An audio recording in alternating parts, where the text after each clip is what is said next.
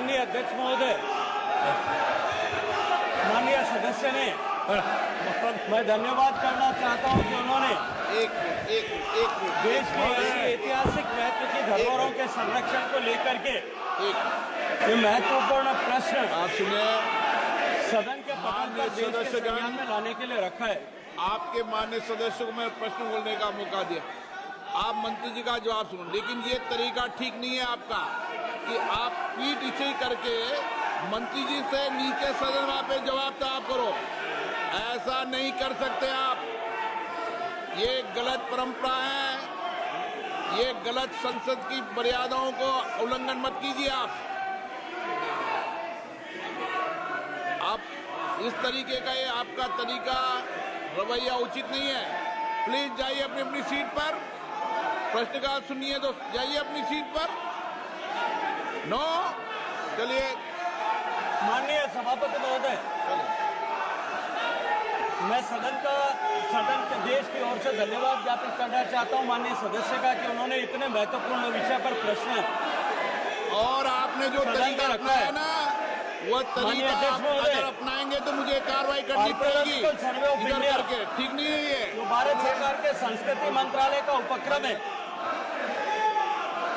आजादी के पहले से 1871 में जब इसकी स्थापना हुई, उससे तब से लेकर के अब तक निरंतर ऐसे महत्वपूर्ण स्थानों के संरक्षण के लिए, उनके रखरखाव के लिए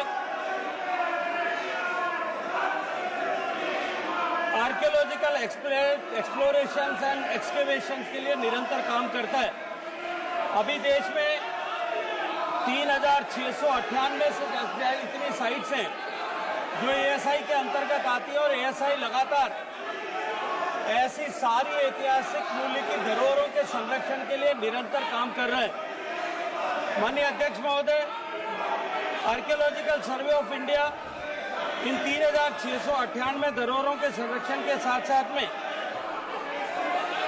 ऐसे संभावित स्थान जहां हमारे ऐतिहासिक या प्रागैतिहासिक महत्व के स्थानों को आइडेंटिफाई किया जा सकता है, खोजा जा सकता है, जिससे हमारे ऐतिहासिक विरासत और उसकी कंटिन्यूटी पर और अधिक प्रामाणिक रूप से बात की जा सके, ऐसे एक्सकेवेशंस एंड एक्सप्लोरेशंस निरंतर करता है।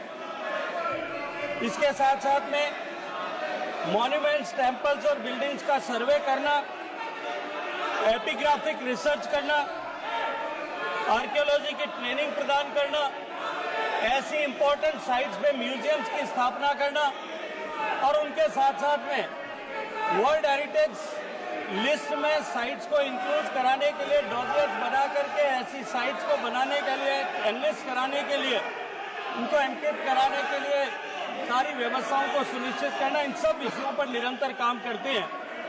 माननीय सदस्य ने जो प्रश्न किया है, निरंतर भारत सरकार के द्वारा उपलब्ध कराई गई राशि और बजटीय प्रावधान के अतिरिक्त वो एडॉप्ट हेरिटेज इस नीति के तहत भी प्राइवेट पब्लिक पार्टनरशिप में भी हमारे ऐसे सारे ऐतिहासिक महत्व की धरोहरों के संरक्षण के लिए आर्कियोलॉजिकल सर्वे ऑफ इंडिया के माध्यम से भारत सरकार काम करती है। और इसके साथ साथ में राज्य सरकारें भी अपने अपने यहाँ पर जो चिन्हित धरोहरें हैं, जो स्टेट आर्कियोलॉजी डिपार्टमेंट की लिस्ट में आती हैं, उन सब के संरक्षण के लिए राज्य सरकारें अपने स्तर पर प्रयास करती हैं।